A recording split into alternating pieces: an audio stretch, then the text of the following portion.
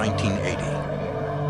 A plummeting economy and political unrest prompt Fidel Castro to allow Cuban citizens to leave the country. For the first time in history, the notorious dictator permits American boats to enter Cuba's Mariel Harbor. In a 5-month period, over 120,000 undocumented refugees flee the country, heading for Florida. 2,700 are considered criminals or mentally ill under U.S. law.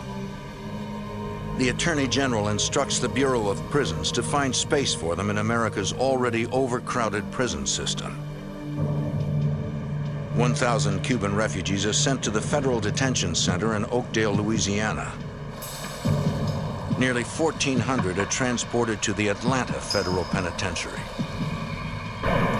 For 7 years, the U.S. and Cuban governments negotiate to send the criminals and mentally ill refugees back to Cuba.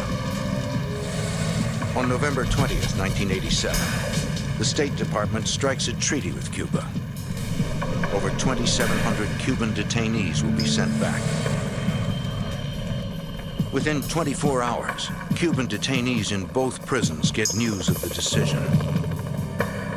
In Oakdale, Louisiana, 1,000 of them riot, taking 28 prison guards hostage.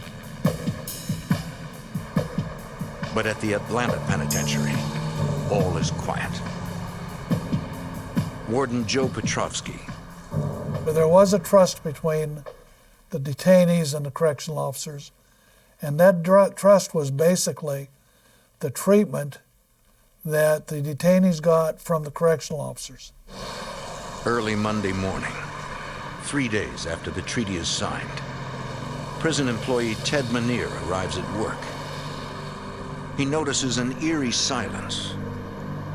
There were hardly any inmates in the breakfast area, and normally it would be full of inmates were making a lot of noise and talking, and there was hardly anybody in there, so it was really quiet, unusually quiet. On the first floor of the Prison Industries building, detainees make mattresses. On the surface, it looks like business as usual.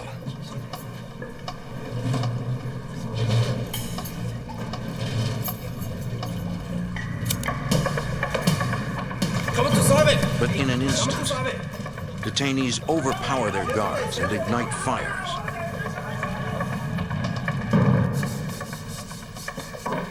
On the third floor of the Industries building, Manier and his supervisor oversee a furniture-making shop.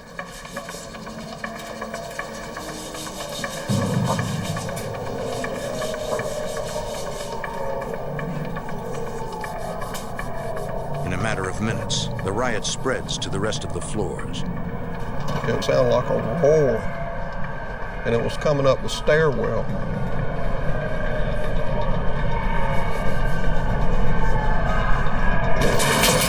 They got the door down, and they just came running in.